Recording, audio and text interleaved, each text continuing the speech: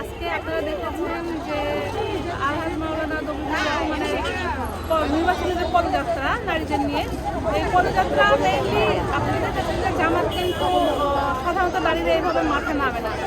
এই মুহূর্তে সারা বাংলাদেশের নারীরা যে তাদের মাঠে নেমেছে তার মেইন কারণ হচ্ছে বিএনপি জোটের নারীদের প্রতি যে সহিংস আচরণ, তাদের যে ন্যাক্কারজনক কথাবার্তা, এই মেয়েদের তারা মাঠে নেমেছে তাদের নিরাপত্তার জন্য।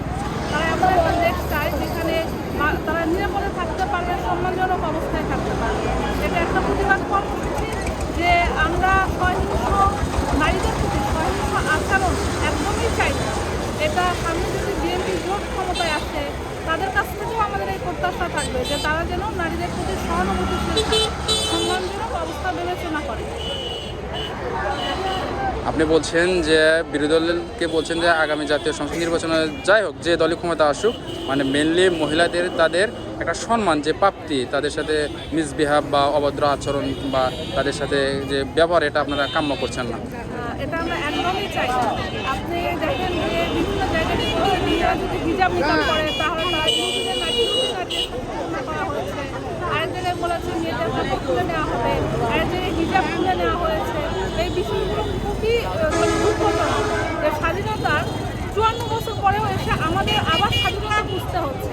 আমরা নিজেরাই কিন্তু এই দেশে নিরাপদ মানে আমাদেরকে আওয়ামী সরকার দিতে পারেনি। এখন একটা নয়া বন্দোবস্তের কথা বলা হয়, এই নয়া বন্দোবস্ত কিন্তু আমরা বিএনপি জোটের কাছ থেকে নিরাপদ বাংলাদেশ আশা করতে পারছি তাদের আশার কথা। আপনি বলছেন যে তাদের আচার আচরণ আপনার নিরাপদ বাংলাদেশের যে একটা পরিস্থিতি, সেই পরিস্থিতি বর্তমানে এদেশে নেই। নির্বাচন কমিশন থেকে আপনাদের কি আস্থা দিচ্ছে বা নির্বাচনের যে পূর্ব মুহূর্তে সাধারণ মানুষের যে নিরাপত্তা বা সাধারণ মহিলা মানুষ আমরা দেখতে পাচ্ছি, আপনি বলছেন যে হেনস্থা করছে, এ বিষয়ে সরকার থেকে এবং নির্বাচন কমিশন থেকে ইসি থেকে কী পদক্ষেপ গ্রহণ করছে আপনি মনে করছেন? আমরা নির্বাচন কমিশন সহ সরকারের কাছ থেকে সর্বোচ্চ নিরাপত্তার আশ্বাস পাচ্ছি।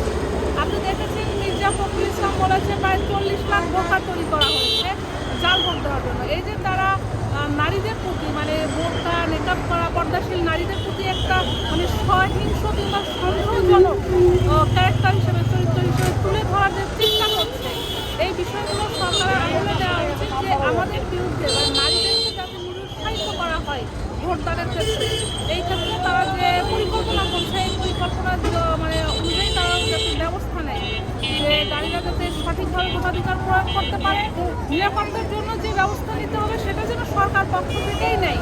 অনেক জায়গায় আমাদের কাছে এরকম তথ্য আছে যে বিএনপির লোকজন বোরকা পরে মেয়েদের মধ্যে ঢুকে নিজেরাই নিজেদেরকে এক্সপোজ করবে, করে বুঝাবে যে জামাতে যে মেয়েদের ছেলেদেরকে নিয়ে সাজায় নিয়ে আসছে। এই বিষয়গুলো অনেক পরিকল্পনায় তারা নিচ্ছে। আমাদের কাছে অনেক রকম তথ্য আছে। আমার ধারণা এগুলো সরকারি বাহিনীর কাছেও আছে, প্রশাসনের কাছেও আছে। তারা যেন এই বিষয়গুলো সরকারিভাবেই প্রতিহত করে, নারীদেরকে যেন সহিংস পরিস্থিতির দিকে ঠেলে না দেওয়া হয়। আপনি বলছেন নারীদের জন্য সহিংস প্রতিরোধের দর্শক আমরা কথা বললাম, যার সাথে কথা বললাম তিনি বগুড়া জেলার কেন্দ্রীয় সিনিয়র যুগ্ম আহ্বায়ক এনসিপির, এবং এখানে আছেন এনসিপির নেতা সহ। কিছুক্ষণ পূর্বে আমরা দেখতে পেলাম বিশাল এক প্রতিবাদ মিছিল করলেন জামাত ইসলামের মহিলা বিভাগ থেকে এবং এনসিপি এবং বাংলাদেশ জামাত ইসলামের 10টি জোট থেকে। ধন্যবাদ সকলকে।